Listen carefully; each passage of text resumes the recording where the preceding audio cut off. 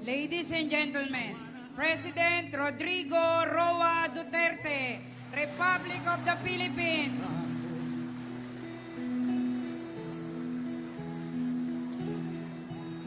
Madilim na kahapon, ikaw ang mataahon. Sa piling mo, di ko mawawala ang korupsyon. Muli ang ating minamahal na Pangulo, Rodrigo Roa Duterte.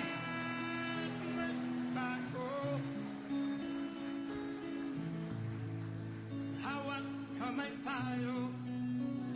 Maaari na po tayong umupo.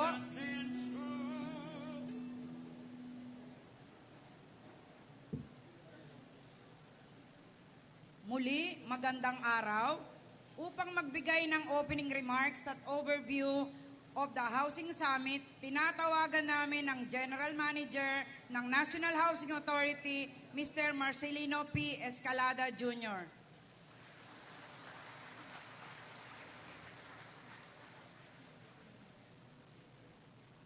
Good afternoon, everyone. Mr. President, together with our housing partners, we welcome you to the National Housing Authority. To our guests and friends, fellow government employees, welcome to your National Housing Authority.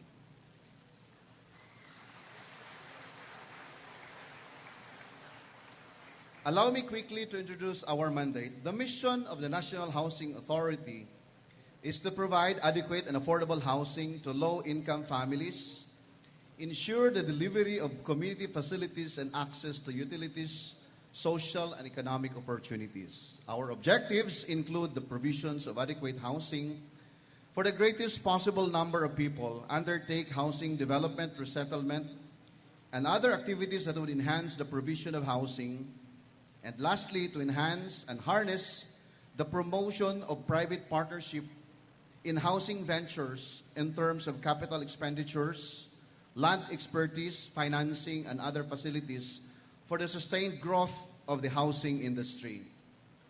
On this day, Mr. President, February 8, is the occasion of the first Housing Summit under Duterte administration.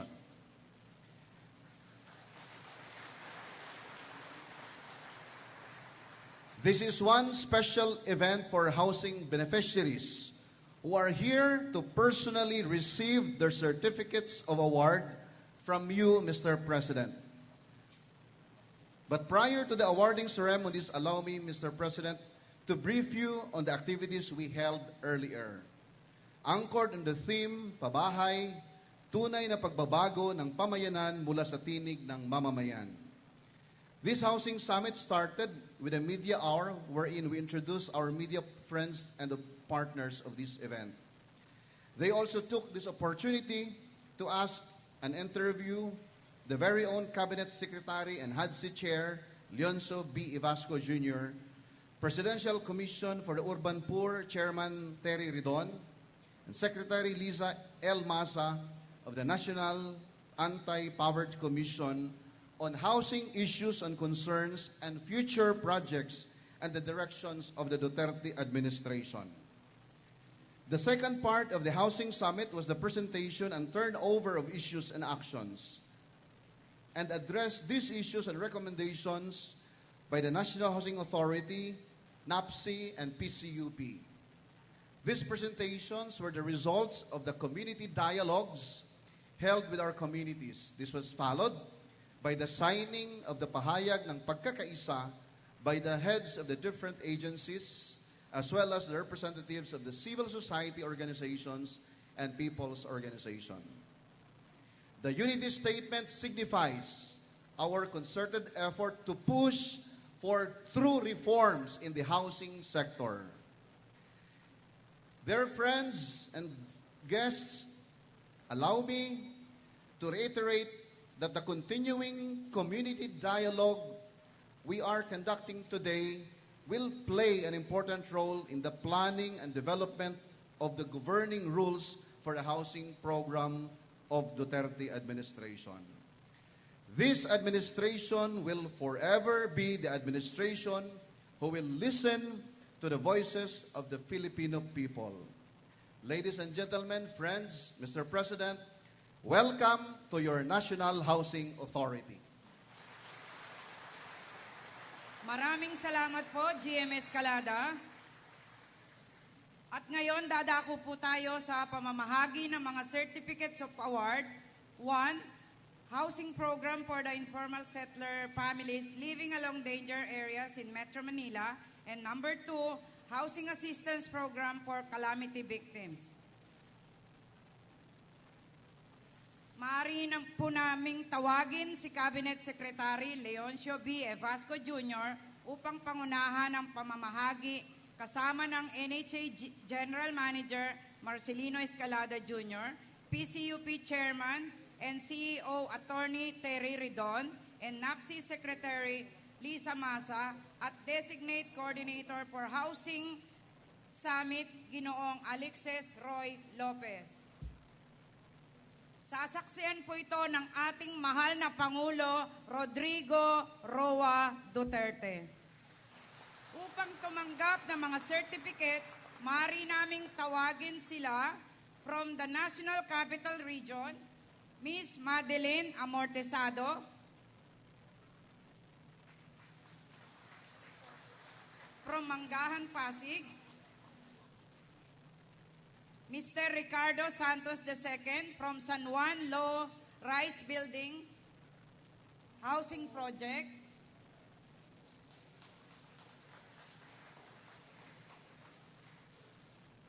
Miss Lina Beth Adap from Camarin Residences, Caloocan City,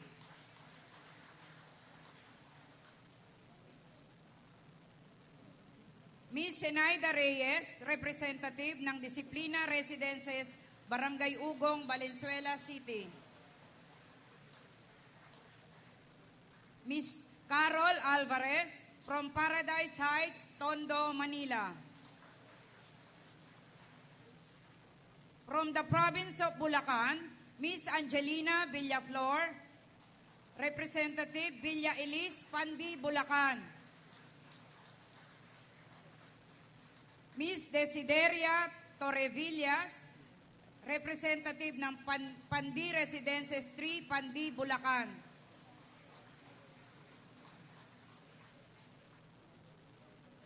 Miss Jean Ruby Rivo, representative ng Padre Pio, Pandi, Bulacan. From the province of Cavite, Miss Maria Cecilia Almerino, representative from Golden Horizon, Barangay Hugo Perez, 13 Martires, Cavite.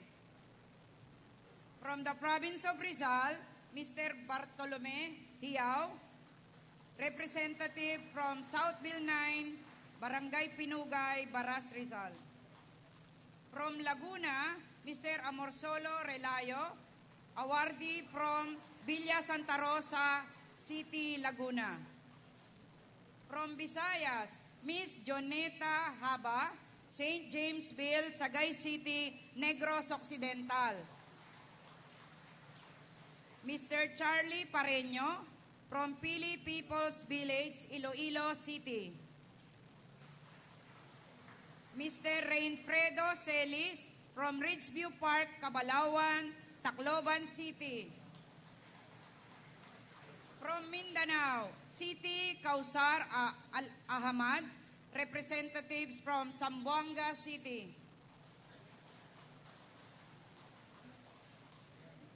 Miss Remedios Manabit, awardee from Davao City.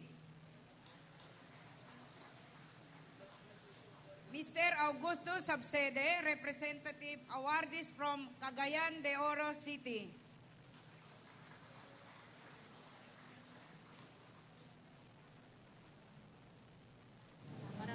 Maraming salamat po sa lahat ng mga awardees natin.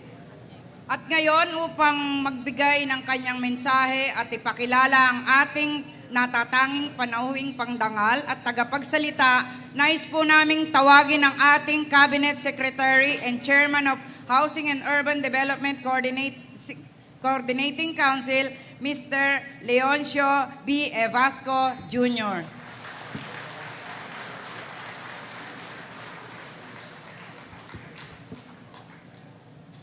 Mayor Rodrigo Rua Duterte, President of the Republic of the Philippines, fellow government workers, representatives from the different urban poor communities from Luzon, Visayas, and Mindanao, good afternoon to all of you.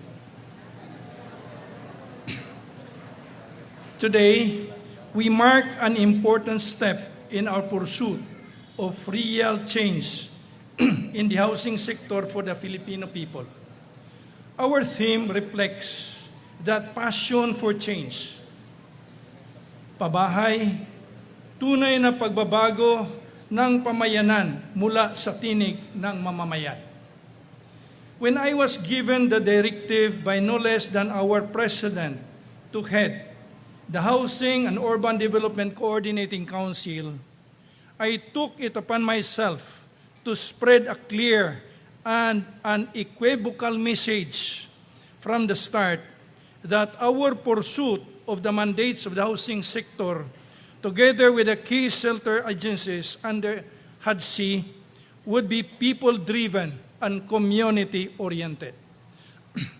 Our President is a man of the people, and befitting that fact, we have made it a point to listen to the people before we take any further steps.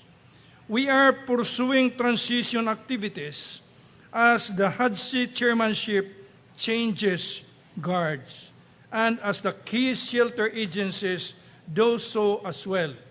But before we embark on policy changes or major decisions, we have to listen to the people. Thus, our emphasis on tinig ng mamamayan in our theme. The conduct of this one-day interaction with communities and other organized groups is pursuant to our directive to accomplish two key objectives.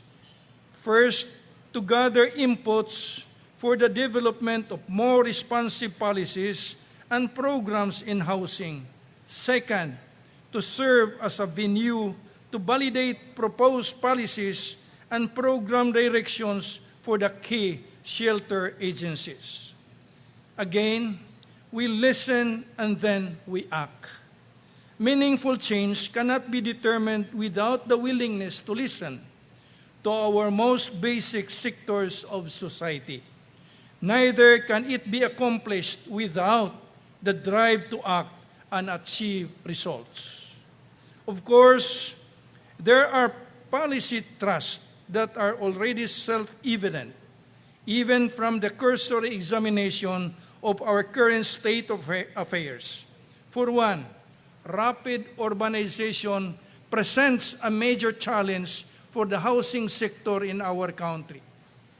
The Philippines is one of the fastest urbanizing countries in Southeast Asia.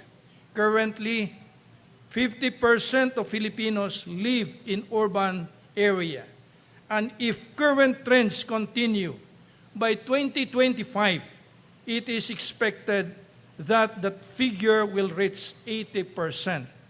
Imagine the overwhelming sustainable development challenges that such a situation would present.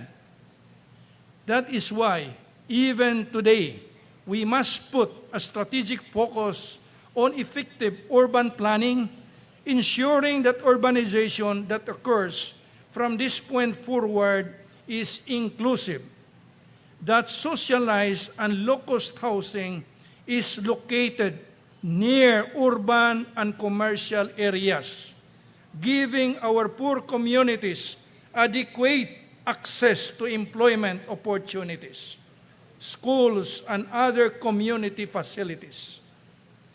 In other words, we must plan not only for shelter per se, but for communities and their holistic development. It is our responsibility to ensure that every Filipino has access to livelihood and social services at the very least. Together with the strategy of inclusive urbanization, we will pursue a focus on rural development in order to stem rapid rural to urban migration so that cities can cope up with a gradual increase in demands for public services. Also, we will address the challenges that continue to plague the housing sector. First, the already acknowledged slow, bureaucratic process for complementing socialized projects. Second, the prevalence of weak urban planning both at the national and local levels, resulting in insufficient allocation of suitable lands for socialized and low-cost housing, and the lack of access to aforementioned basic services for implemented housing projects. Third, the still problematic land titling system. This will require us to make certain strategic shift in the way we do things. For one, we need to capacitate LGUs and make them our partners in addressing housing and urban development requirements. For another, we need to shift towards performance monitoring and evaluation based on social impact rather than merely on number of housing units produced or financed. Of course, our resettlement policy framework will also take into consideration certain recent realization related to the foregoing strategic shift. First, the prioritization of on-site, in-city, and near-city resettlement sites, restricting of city sites as a last resort, mainstreaming holistic settlement planning and standards, exploring the possibility of income-based subsidies given varying affordability levels. Fourth, mainstreaming the community-driven approach, or what we call people's plan.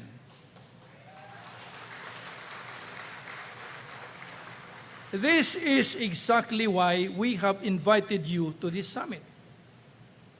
Hearing your collective voice will let us know where we need to go, and we will help us to validate what we have gathered from our prior analysis of the situation in the housing sector. It will give us the confidence to take on the challenge that has been given to us by the President squarely and confidently, and allow us to pursue our vision of malasakit, pagbabago at kaunlaran for our beloved Filipino constituents. Allow me now, therefore, my fellow public servants and my fellow stakeholders in the housing sectors and my fellow Filipinos to introduce the very same man who has entrusted to us this vital task, the President of the Republic of the Philippines, Mayor Rodrigo Rua Duterte.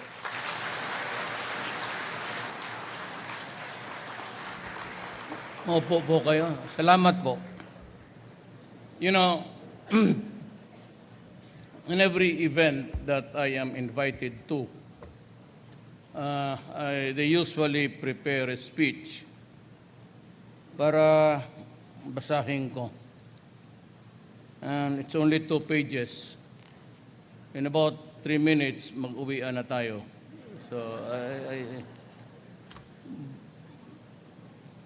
but you know, I am not adept in reading speeches since I became a worker of government, because it does not really reflect.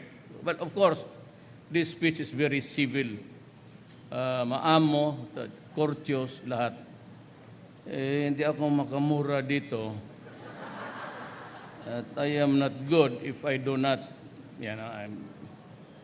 you should listen to Secretary Ivasco.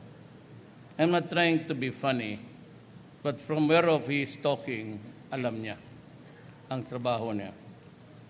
Many, many years ago, I was a prosecutor. And there were 2 priests that were arrested on that day. And dalawang pare. And I was an inquest fiscal. Prosecutor kasi ako noon. And you know what? Dalawang pare nahuli, Father Tison of Leyte and Father Ivasco of Bohol. Pare yan silang dalawa. At Philippine Constabulary pa noon, nahuli sila ata gabi na. Tapos tumawag sila because we were required then by President Marcos, pag kayong mga komunista, there has to be an inquest fiscal. Marcos was never really also a killer. He would have wanted processes to be followed. That is why I was appointed ang inquest at tatlo lang ang kaso ko na hinahawakan. Cases against the military and the police, cases against the rebels, at yung mga hike, kidnapping. So medyo, hindi naman ako nagyayabang, takot yung ibang fiscal, and he would not even touch the case with the 10-foot pole. Ako yung napili. Tinawagan nila ako ng alas 4, sabi nila na may pare dito. Sabi ko, patayan na ninyo yan. Naantok ako. Tapos sinabi ko, sino yung pare na yan? Sabi nila, taga Bohol. Sa yung Waray, taga Leyte. Ang nanay ng tatay ko, taga Bohol. Sabi ko, baka pinsan ko to. Huwag na lang, pupunta na ako dyan. So we conducted the investigation. And Father Ivasco was in prison for almost, ilang taong ka? 3 years. Sa barracks, noon sila, binigyan sila ng magandang kubo, 2 silang pare. At I was prosecuting them in court. Unfortunately, or fortunately though, Cory won the revolution. So I don't know kung ilan ang napriso doon. Lisa, magsabi ka ng totoo. Nakulong ka? O nahuli ka?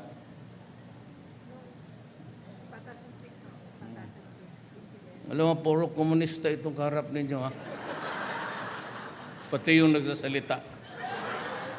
Totoo, I'm a leftist actually. I'm not a member of the Communist Party of the Philippines, but I am more of a social...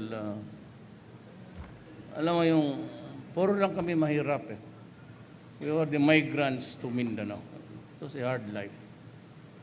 So, lumaki ako in 1954, just at the back of Ateneo de Davao University in front of yung Marco Polo Hotel. Puro kugo niyan yung nanipinig ko kumpay, tawag sa Bisaya. Yung pagkain ng horse, yung malalaki yung stem na medyo malambot. May bahay kami doon pagdating namin sa Davao. And would you believe it, we also suffered a demolition. Gusto kong ikwento sa inyo para magkaintindihan tayo. Pareho lang tayo dito. May mga pa-English, wala na yan. Sabihin ko lang sa inyo ang totoo. Marunong ako magbasa. Pero wala man ito. So, but in Davao, kami yung syudad with the largest acquisition of relocation. Until now. At kung housing lang, um, I think Inday, my daughter, who's the mayor now, would also pursue pa yung kanya bahay. And papatulong siya ng grant kung saan. Anyway, ang policy ko noon sa Davao, since we were also once upon a time ousted from a land which is not ours, at tubig yung sino namang maniwala na may titulo yung yawa na yun. But, funny of all the funniest things, na paalis rin kami. So, that is why when I was mayor, it was almost my passion. Kaya doon sa Davao, we had this, and we were very consistent that I told the people, there will be no relocation, no demolition. Pag walang mapalipatan ang bahay, tao, there will be no demolition kasi hindi naman aso yan. So that was sinabi ko yung mga investors na pumupunta ng Davao and they happen to buy land tapos may informal settlers, I would always ask them, how much are you buying for the land? Sabi, 28 million. O sabi ko, sige, dagdagan mo na lang, invest on something to avoid trouble. 28, gawain mong 38.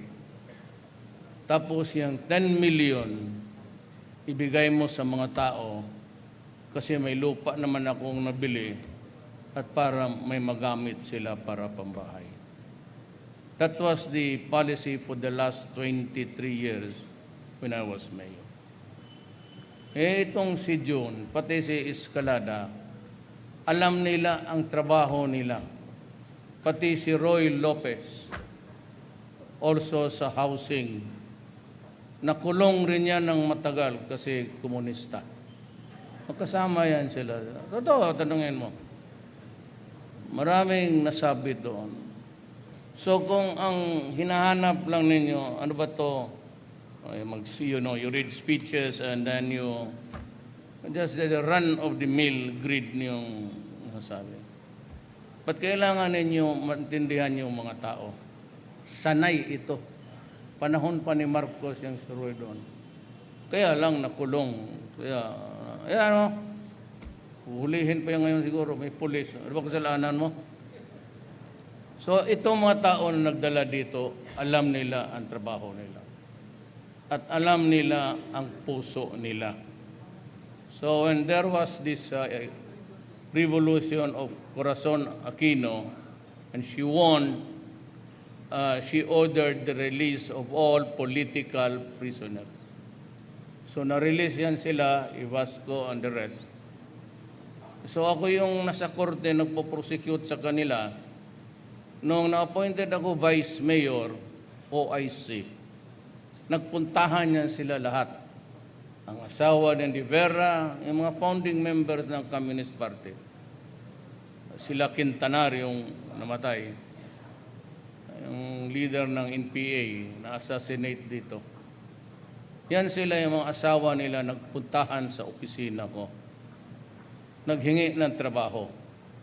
Yung mayor naman limitado, I could only appoint them technical assistant, casual, and pero binigyan ko sila trabaho. Then I became mayor. Tapos si Iwasco was bright sa mobilization. Alam mo yung pare, maraming hinahawakan. Knights of Columbus, tapos yung mga Legion of Mary. They are dead. Tapos yung nag-organize sa Paris, marunong magdala ng tao. So he became my chief of staff for the longest time. And since I was mayor, I said for 22 years, there was a time that I was really pissed off with the corruption. Kagaya nito. Itong iniitsay ninyo. So, ginawa ko siyang city engineer. Pare yan, hindi naman nagmimisa doon, basta sabi ko, city engineer ka. Just to stop the corruption. And in various, noong presidente ako, bit-bit ko siya. Ngayon, ang ex-convict, sekretary na. Ayaw mo pa yan? So, ibig kong sabihin, alam nila ang trabaho nila. Although in so many words, they said they describe what they do, but ako na yung mag-transmit ng the inner message of this administration. We do not pretend to know everything. Para naman masyadong pera. But you can rest assured. Ako yung mayor ng tao talaga. Hindi ako yung, I am not the mayor of, I don't want to go, worker of government lang ako. I do not want to address myself as any other title. Kita mo pag-introduce Mayor Rodrigo Duterte, dinadagdagan lang nila ng presidente. But I'd prefer to be addressed as mayor because nasanay na ako for 23 years. And besides, hindi ko masyado type yung presidente. Mayor lang para pagka pumalpak, mayor lang kasi siya eh. Hindi naman siya presidente. The higher you address yourself, pagka pumalpak ka, malakas ang putok niyan. You can always go to you and say, alam mo, pasensya na po kayo, mayor lang talaga ako. Ang ugali ko talaga, pati magsalita, even in any crowd, is as the mayor. I do not pretend to be with credentials. Wala ako niyan. Wala ako gaya ng mga cabinet members ko. They're all halos valedictorians. Perdia, si Briones, the national treasurer before. Ibasco, si defense secretary ko, si valedictorian sa, sabi ni Kibuloy doon sa Cotabato noon. He was the valedictorian sa klase niya sa PMA. Sunny Dominguez, kababata ko yan. Nung maliit pa kami, hawak na niya ang maraming pera. May putang na matanda na kami, mahawak pa rin ng pera ng marami. Finance secretary, kami noon, banana chips lang. Siya ham and egg. Mayaman na yan. So nakapag-aral sila ng, ako naman, hanggang 75 lang talaga. Yan lang ang kaya ko. Yung maestra ko, nanay lang. Sabi niya, Rodrigo, hindi na ba ito talaga akyat, baski 80? Sabi ko, tama naman yung 75 kasi mag-akyat mo rin ako, pareho lang man. Inuuna ko, I'm an addict sa hunting kasi. Uwi ko sa klase, kunin ko yung 22 ng tatay ko. I go to yung Davao noon, forest pa. 48, 49, it was really a forest. But I know, maliit pa rin ako, but I grew up there. Yung shrine na yan, if you were in Davao, the place where I used to hunt monkeys. Yun ang trabaho ko. Ayaw masyado yung mag-aral. Kaya it took me 7 years to finish high school. Okay lang man. Kasi sila, mga classmate ko, yung mga abogado na ako, dandahan lang. Kasi okay lang man yan, ano? So, sa College of Law, namatay ang tatay ko, so overtime ako. Doon lang ako nakatikim ng mga, paminsan-minsan lang naman, mga 90. Nasa awa ng Diyos, alam mo, totoo lang. Yung bit agiri na yan was our, Tugadi was our class valedictorian. Bit agiri was cum laude yan. Ako, wala. 78 lang eh. Okay lang. Pero trabahante ko yan sila lahat.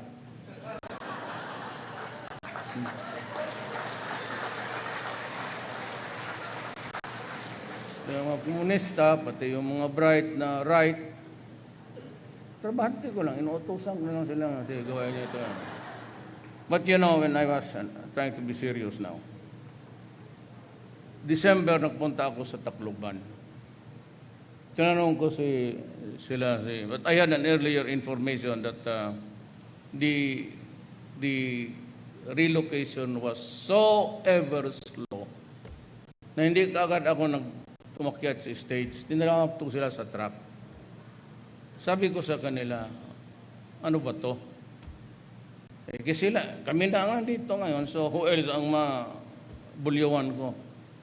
Sabi niya, ganito ang sitwasyon. Corruption, ito, number one, so ito halos, ito. Grabe ang corruption dito. Kung walang corruption dito, mas marami, hindi naman lahat Pilipino, pero mas maraming nagawa ang gobyerno para sa inyo. So ito talaga inuna ko. Ito yan silang housing ng Davao City. At si John ilagay, sabi ko, John, ilagay kita dyan. Kindly, walang korupsyon na. Well, although I know him to be not corrupt, but I reminded him again, sila si Escalada, magkaibigan tayo. I want you to cost along with me for 5 more plus months. At sabi ko, avoid corruption. Pati yung kabinete na, magkaibigan tayo. But when it comes to the welfare of my nation, wala talagang ariglo yan. So I invited sila, Lisa, because hindi naman talaga hindi ako graduate ng Wharton. Watson, pumupunta ako kung mag-grocery kami ng asawa ko. Ordinaryo lang ako na tao. So, ang paningin ko talaga, ordinaryo lang. So, I learned that there were only about 28 relocatees who were placed doon sa Kaya sabi ko, this December, late January, last week of November rather. Sabi ko, I'll be back December. Pag wala pa yung mga tao naglipat dyan, maghanap kayo ng ibang trabaho. Pati sila. So there I learned, hindi naman talaga sila, kasi nagtatrabaho talaga itong mga to, na yung conversion sa DNR, it takes forever, tapos maghingi pa. Sino hingi? Ang putang ina? Na wala, puro government to government to. So, alam mo, sabi ko, dapat ikaw, pag DNR ka, pag tinawag ka ng housing that there is a problem there, yung director mismo must husband the papers. Siya yung mag-alalay.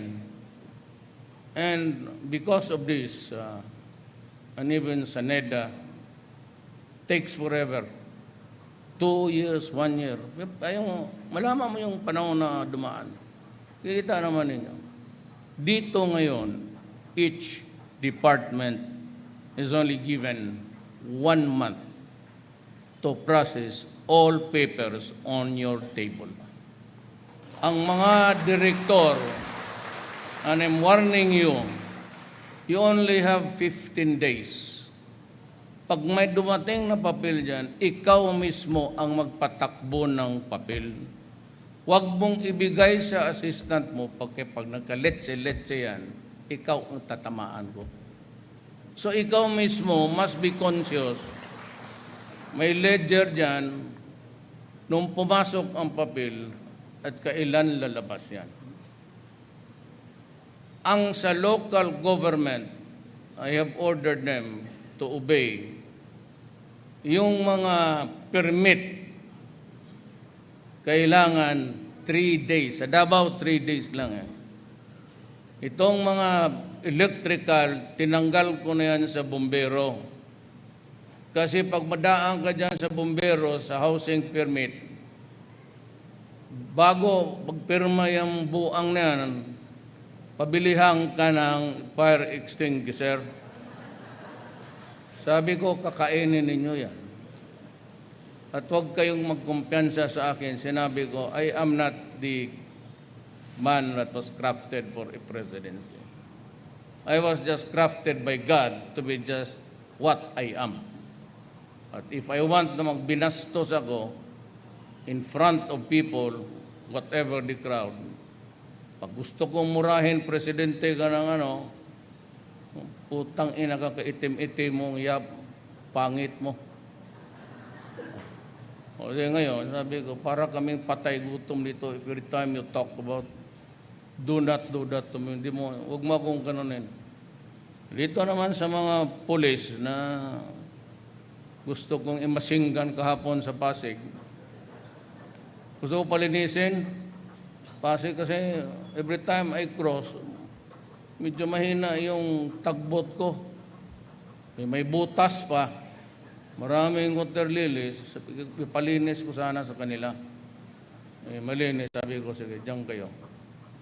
Huwag kayong mag-ibang posisyon, putang ina, paglabas ko, wag sipain ko kayong lahat. No, sabi ko nga, magkaibigan tayo, alam mo, sa mga kung pagmahalang, mga pulis sa Davao, walang problema. Sagot ko yan kung magkano. Kaya sabi ko sa kanila, huwag na kayong maghingi-hingi. Kung may maitulong ako, sabihin mo. May isang cancer yung asawa o may namatay. Ano ba? Paghanap ako ng paraan. Gastos ng gobyerno. Ito talagang dapat naman tulungan natin yung mga sundalo pati pulis.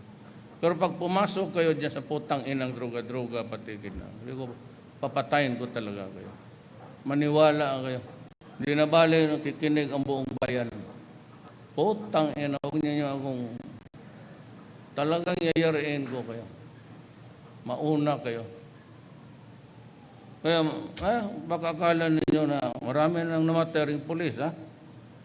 Pero yung extrajudicial killing, namatayan na ako ng 32 sundalo, pati 27 na police extrajudicial killing. Alam mo yung mga ulol na yan,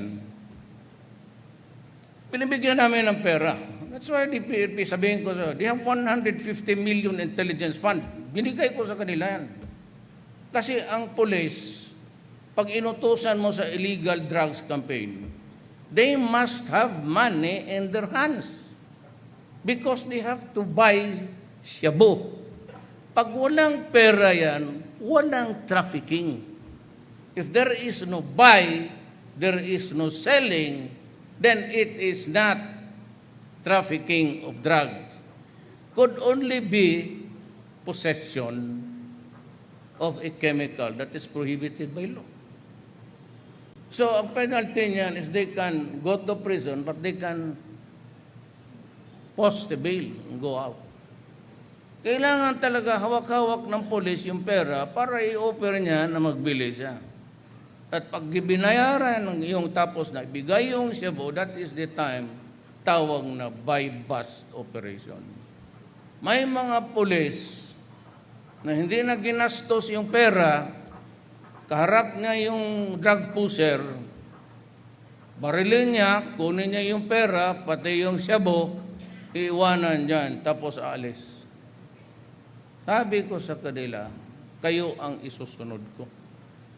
Hayaan ko muna yung ibang, kayong mga putang ina ninyo, wag mo ako ninyo. Sabi ko sa inyo, ay mayor, hindi ako kayo ng ibang mga Maynila naging presidente na pitsugin, ha? Tang ina ninyo, Mindanao to. Huwag ninyo, do not fuck with me. Huwag mahirap yung style ninyo dito. Kung gawain sa amin, ha? Pangkaraniwan lang yung patayan sa amin. Huwag ninyo ako, patay na talagang hihiritan ko kayo. That's the reason why there was a failure. But they will continue for as long as there is a drug pusher. For as long as there is a drug lord. Bisi may isang tunilada na isang barko na shabu. Kung hindi naman yan mababa at hindi na ipagbili sa mga tao, sa mga bata, walang delikado yan. Shabu kung nandyan lang, wag mo lang galawin. Wala yan. Pero once you start to sell it to the people, especially to the young one, it becomes a huge problem. There's about 4 million addicts now. What am I supposed to do with them? 4 million addicts. You know what? You have reduced the human being into slaves. Mabuti pa yung slave sa Africa bilihin mo. Mapapatrabaho mo pa. Tanginang to, they become slaves to a chemical and he is supporting your billions in your pocket. Kaya sabihin mo, papalusutin kita. Mabuti makinig na kayong lahat. Wala akong pakialam. Alam mo, slaves na yan. And about certain period of use of drugs. Sira na yan. Kaya kayo makilala kayo, magsasalita, wala na. Nandyan lang, payat na. So, sa Davao, I was very strict. But I did not know. They were already criticizing me, pati yung America, about the killings of people. But when I became president, I did not realize that it was so widespread that every day makita ninyo sa TV, people by the hundreds of thousands surrendering. Nabigla tayong lahat. At sinasabi na, bakit si Duterte? Bakit niya pinapatayan? Hindi na lang niya i-rehab. Stupido kayo. I became president midstream. Pagpasok ko, wala ng pera. Yung election, bottoms up sila eh. So I was only operating on a maintenance and operation. I did not have the money to buy or what. Ngayon, may pera na ako. Bagong budget na eh. Kaya noon hirap ako, hindi ko puro itong mga countries like itong Amerika, instead of helping us, criticizing tuloy, para sa akin, son of a bitch, you grieve for a life of a mayor, nasabi ninyo sinalvage doon sa prison,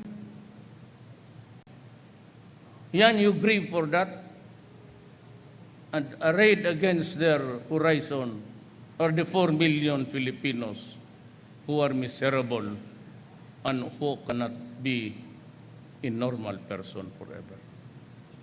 Huwag mo niya akong bugyan ng sit naman. Sabi ko, pag ganito, if it is really my country, the interest of my country at stake, sinabi ko sa Davao na, look at Davao. Pumunta kayo ng Davao. Nakapunta naman kayo ng Davao.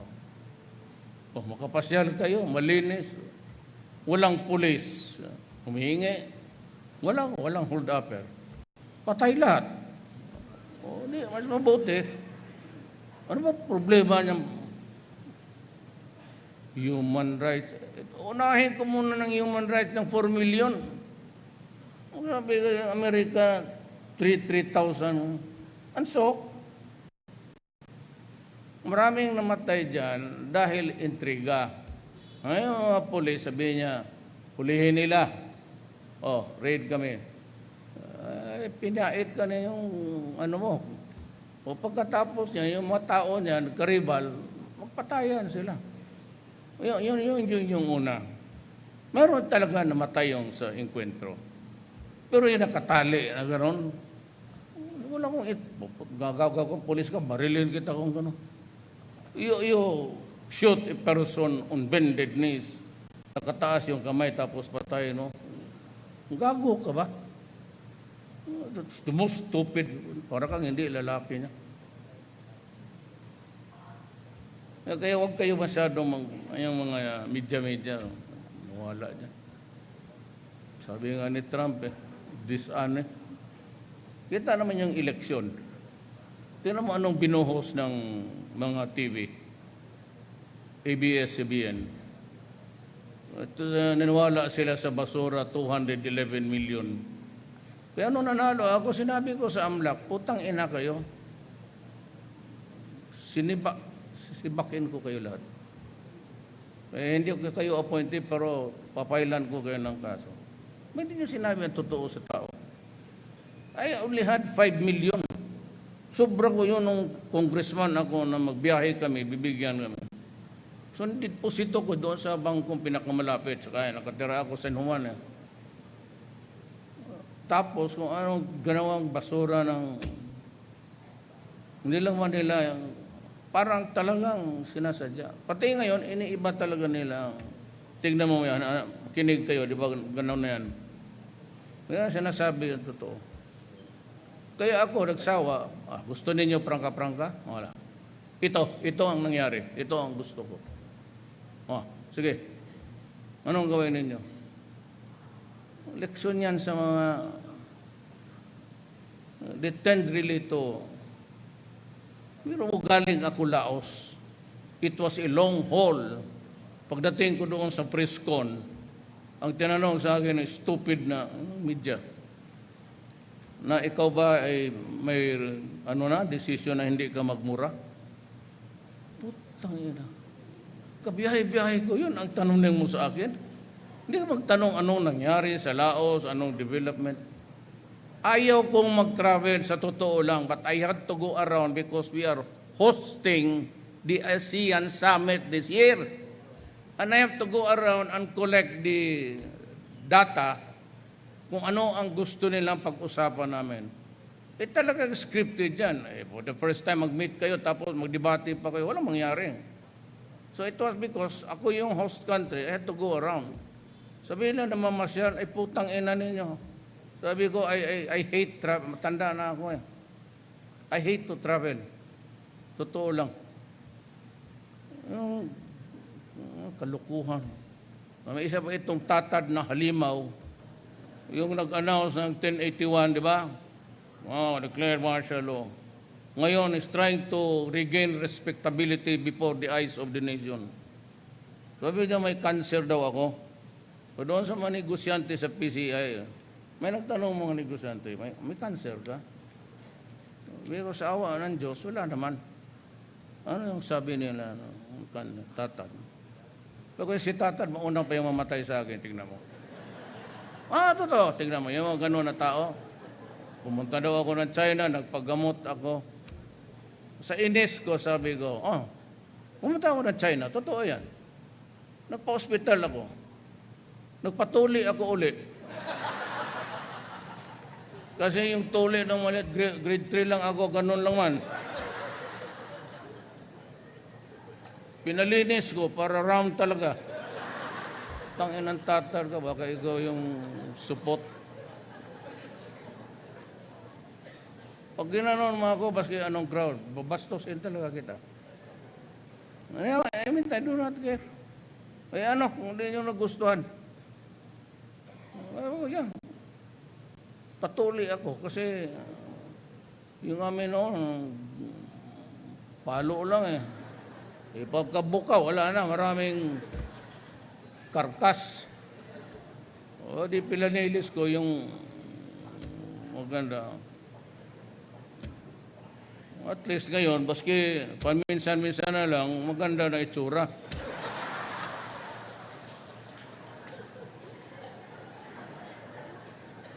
Tangin ang tatad niya.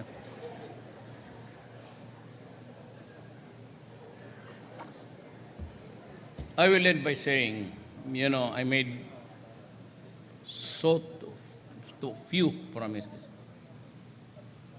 Mingon ako, sabi ko sa inyo, there will be no corruption in my government. At asahan ninyo, there will be none. Talagang wala. Tanungin ninyo yung mga negosyo, nandito man sila. Nandito sila ngayon. Tanungin ninyo kung matagal na yan silang pumasok ng daw.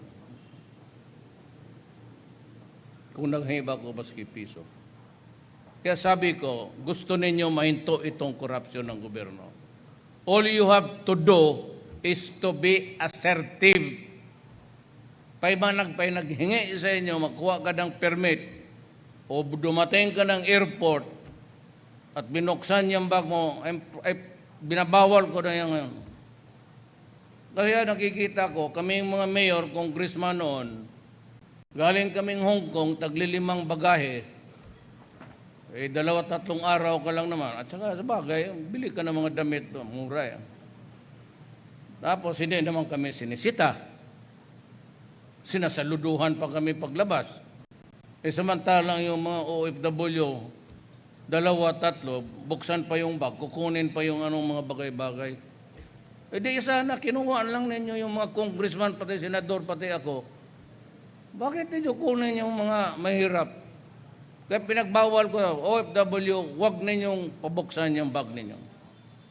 At ang hiningi ko lang sa inyo, huwag naman kayong magdala ng kontrabando. Ano naman yung drugs? Huwag yan. Pero kung binuksan yan, may kinuha sa bag mo, sampalin mo. You create a scene. Kasi pag mabalitaan ko yan lalabas sa inyo, nagkagulo kasi ganun. Basta yung register of deeds. Yan, lisensya. They are supposed to act on it 15 days. Lisensya ngayon, kay Tugade, sabi niya, 1 day. 1 day lang lahat. Bakit mo pahirapan yung tao? Huwag kayong bumigay, magalit kayo. Mag-aral kayong matutong maggalit. Assertive, huwag kayong matakot. Kaya ang mga pulis na yan, kagaya ko, trabahante lang kami ng gobyerno. We serve the people. Period. There will never be time, tawagin ko yan sila o ako opisyal. Pag tinanong ako, I am just a worker, pareho kaming lahat.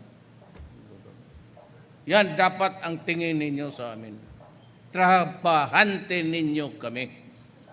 Kaya kung pabalik-balikin ka tapos pera, either sipain mo o sampalin mo, ako ang bahala. Ako ang magdepensa sa iyo. Sinabi ni Mayor, pag ginanon mo sa akin, sampalin daw kita. Di sampalin mo. Kaya magdemanda, di barilin natin. Ganito yan He who is the cause of the cause is the cause of them all. Kaya mga taga-gobyerno, huwag kayong mag-umpisa magingi kasi pag nagkagulo, tapos mag-away, abot agad doon, masampal kita, masipa kita, tapos idemanda mo ako, ay putang inang yan. Kung pupunta lang naman ako doon sa korte ng sampalan, di gawain ko na lang murder. Pareho rin Wala pang testigos. Sino magsabi sa iyo may sinampal? Ngayon, may witness dyan. Sabihin ko sa iyo, huwag kang sumali kasi pag hindi, pati ikaw, isali kita. Anong pisahan mo He who is the cause of the month. Kaya tapin mo yan kung anong abot sa iyo dahil inumpisahan mo. Ngayon, kung nagsasyabu ka dyan, mapatay ka ng pulis, alang-alang naman ipakulong ko yung pulis, kalukuhan yan. So yung mga pulis na sabit dyan, na lumaban, kasi ako mayor ilang beses na yan, talagang lumalaban, paranoid yan di madala talaga ng kutsilyo yan o baril. Maniwala kayo. Kaya minsan magkumpronta siya mabaril. Bihil ka agad na binaril ng pulis, walang laban. Maniwala ka niya.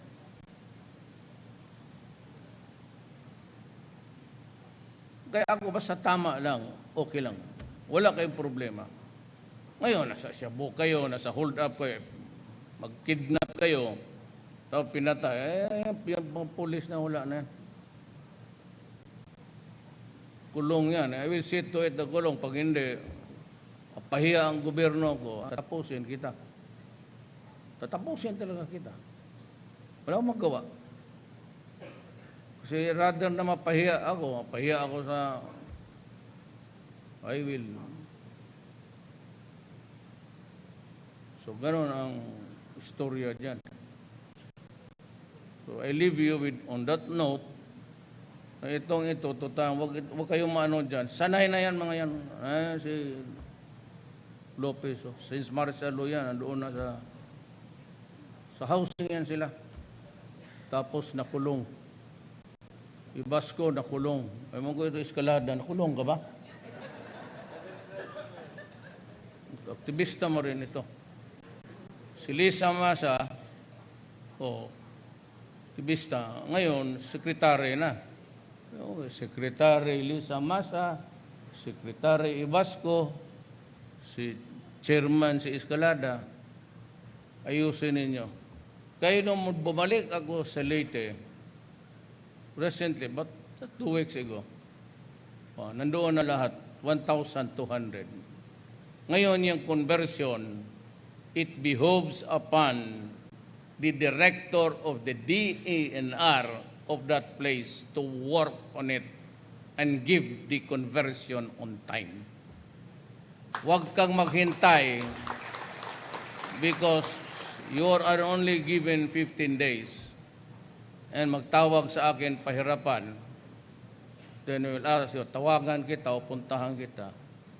Either sipain kita in public or sampalin kita at i-assign kita doon sa gaya ng mga pulis. Yung kapon, i-retraining. Ano mga i-retraining ko sa inyo? Putang ina. Ilang taon kayo dyan naggastos ng gobyerno ng training? Punta kayo doon sa Basilan. Doon kayo mag-training kasi doon actual ang training. Matuto talaga kayo. Either matuto kayong putang ina mabuhay o mamatay. Yan ang mangyari sa inyo. Ngayon, kung nagtatrabaho ka, protektado kita. Hindi ako papayag na ang pulis makulong na nagtatrabaho. Yan talaga ang huwag ninyong asahan yan. I will not allow people in government who are working and true to their oath of office. Ngayon, pag inutusan ko, ako yung nag-order ng I declared war against the drug industry. Hindi ko sinabi na operation, war. Kaya sirain ninyo ang organization. Kasi yung mga kapitalista, pati yun nandito, sabihin ninyo yung mga mahirap pinagpapatay, anak ng, kung hindi maghinto ito dito, hindi naman magalaw yung supply. So, ang organization, may financer, may drug, ang baba, ang tiga-distribute, saan yung iba, police, tapos doon sa mga pusher. So, gusto ninyo mahinto ang patayan ng Pilipinas, drop this shabu. Bitawan ninyo ngayong gabi. Bukas, wala nang malinis na. Gusto ninyong rehab, meron doon, mamili kayo doon sa Laor. Because I ordered the military to open their camps. Ang military lang kasi ang malalaking reservation. Andun, 10,000 yung good for 10,000. Doon kayo. At tingin mo wala ng pag-asa, may isang doon poste na malaki na maraming tali. Mamili ka lang, yung fiber talaga o yung nylon. Lagay mo lang dyan sa iliig mo, tapos tumalon ka. Malalim yun. Doon. Choice, pati yung mga, tawag niya sa Tagalog yung hawa na yan, lubid ba yan? Ayan, lubid. May color, green, blue, red. Mamili ka lang kung anong gusto mong. Huwag yan ang pare, kasi ang pare dyan, pag nandiyan mapaspasan, lalo ka magpunta ng impyerno. Saka yung tubig niya, kinuha lang yan dyan sa puset. Wala. Ito. Saan mo na kinuha yan? Sa holy water? Water, tapos dyan yung sa kristal, gano'n. Tapos basbas. Mga kalukuhan. Alam mo, may Diyos talaga. Diretso ka sa Diyos. Diretso ka sa Diyos. Huwag ka dumaan ng noong nagkumpisal pa kami, baho ng bunganga nitong putang inang pare. Sintensyahan ka na ng 20 or fathers, buga-bugahan ka pa ng mabaho ng bunganga. Ang bata pa sa atin na yan, pati kami, yung sexual, hinahawakan talaga kami. Oo. Tignan ninyo dyan sa ninyo. Dyan sa, hanapin ninyo sa Google. Father Harry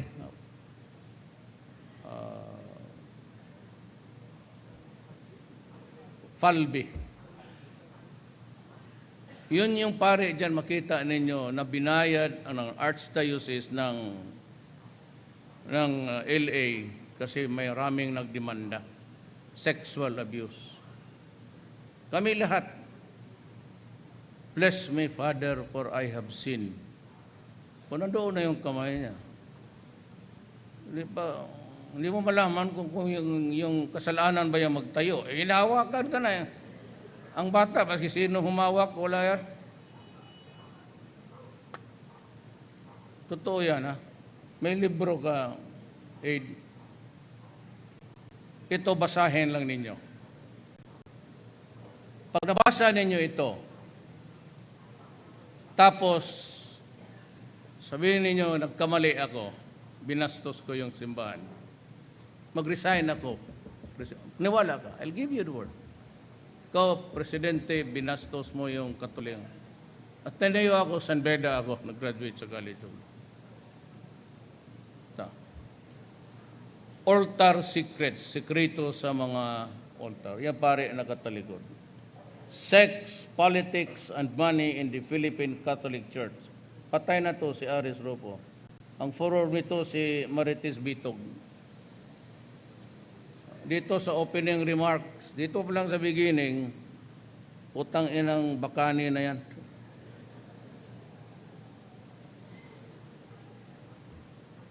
Online to. Altar of Secrets. Ang forward si Marites Bitog.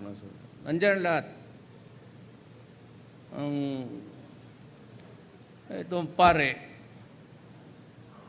every Sunday, Saturday may misa na. Araw-araw may misa. Koleksyon abot ng bilyon. Wala naman ang baski 5 kwarto na rehab. Alam mo, dapat ang pare, totoo lang, libutin niya yung archdiocese niya. Magtanong siya dyan sa mga tao, sino yung tinamaan ng droga. Ayun ang i-gather nila, gastusan nila, pakainin nila, at gamutin nila. I released 1 billion last December. Ang masakit sa akin, para pambili ng medisina for those community-based rehab, yung sa barangay lang muna. Kasi nagtatayo pa ako ng mga rehab center. Ngayon may pera na ako.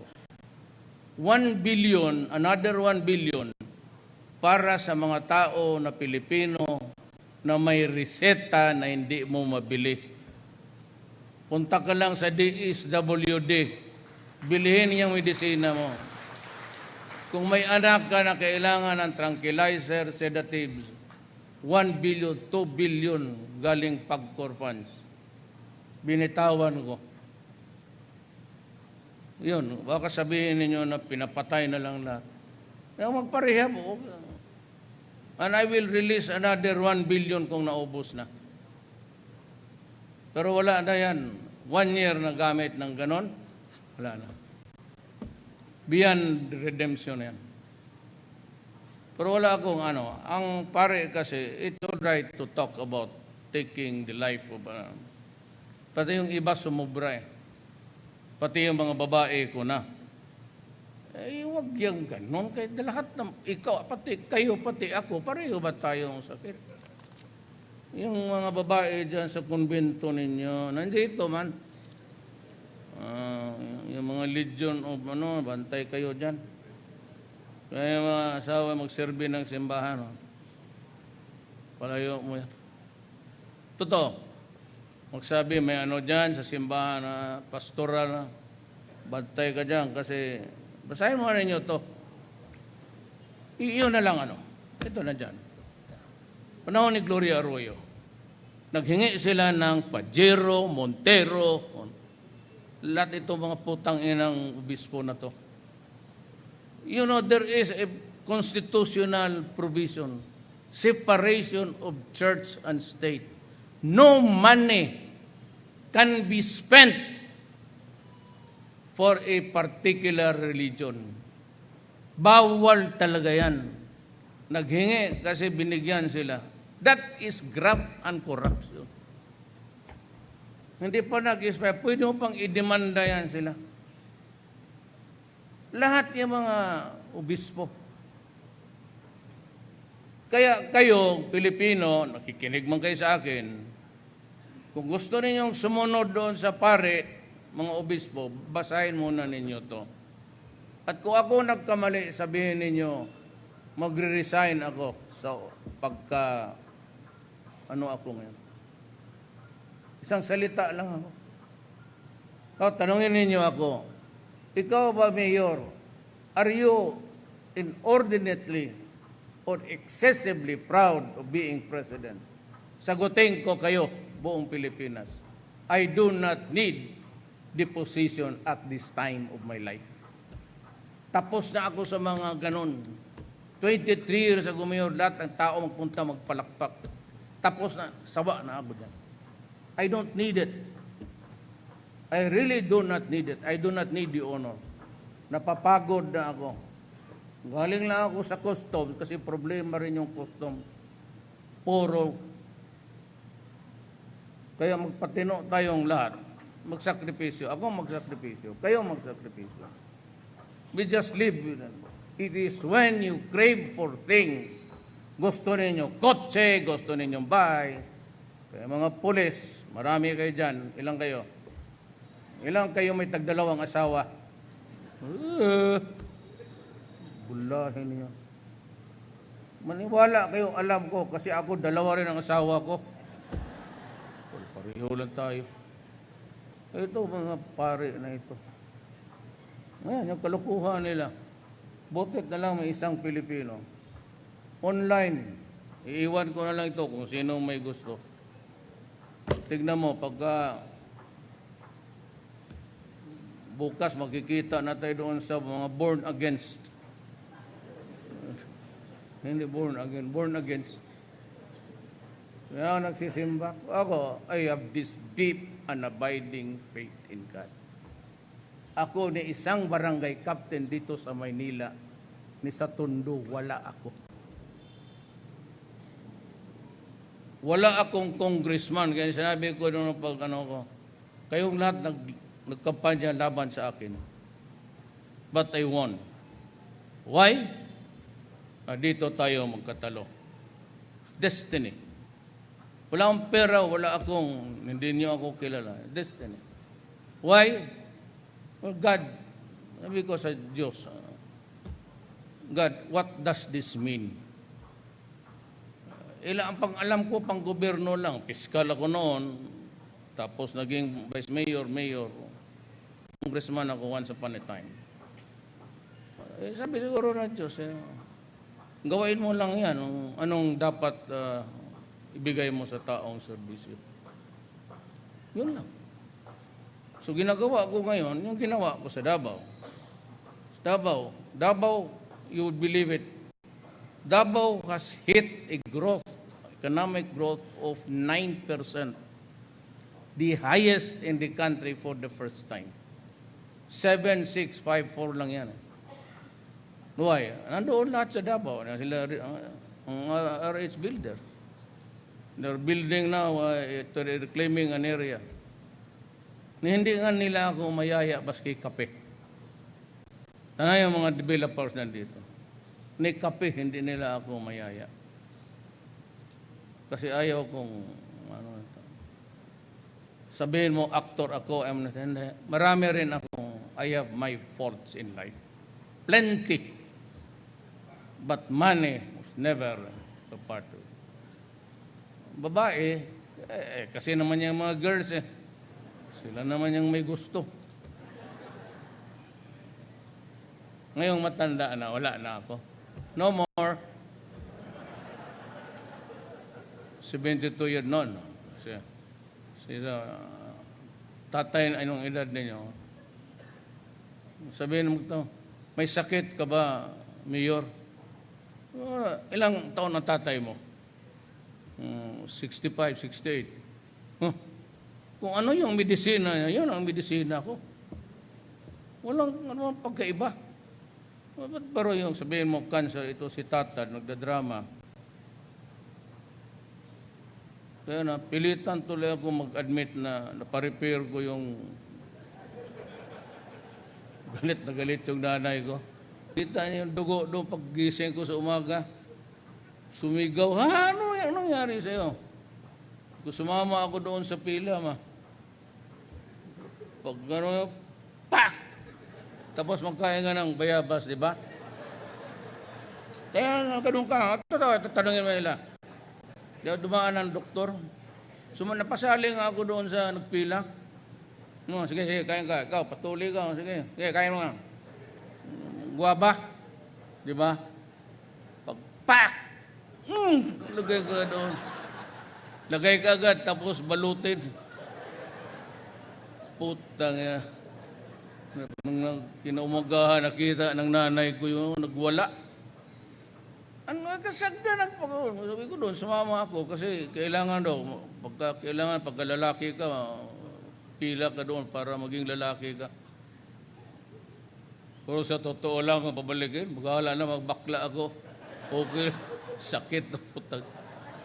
Ay, buhay. Maraming salamat po.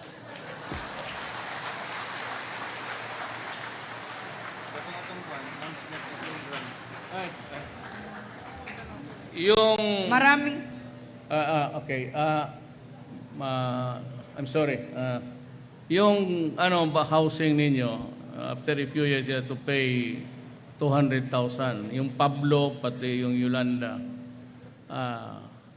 Basta ako pa ang presidente, libre na yan. No more.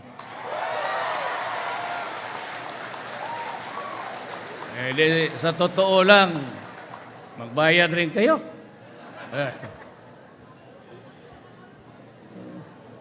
Libre na lang yan kasi wala naman tayong bayad.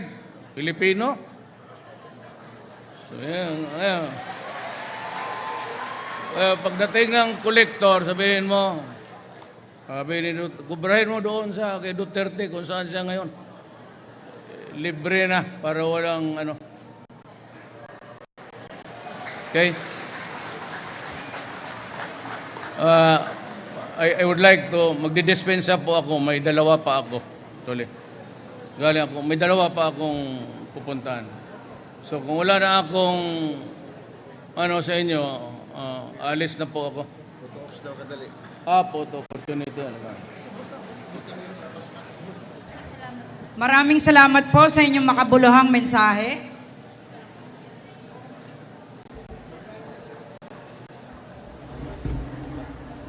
Okay.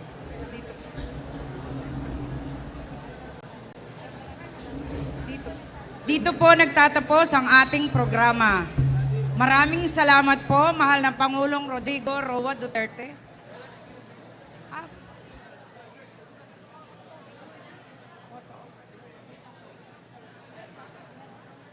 Meron.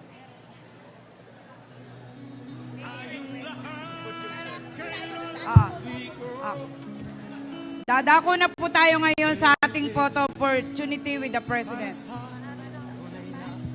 Mari lang pong sundin natin ang pagkasunod-sunod. Batch 1, Technical Working Group.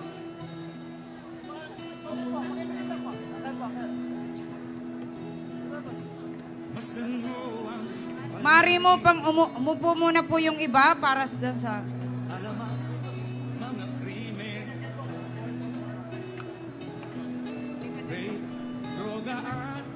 Maghanda na po yung batch 2. NHA Steering Committee, Secretariat and Support Team. Tayo na, Pilipinas. Tayo na, bago. Maraming salamat po, batch 1. Hawak kamay tayo. Para sa Batch 2, NHA Steering Committee, Secretariat and Support Team. ikaw at ako. Maghanda na po ang batch 3, NHA NCR Community Delegates.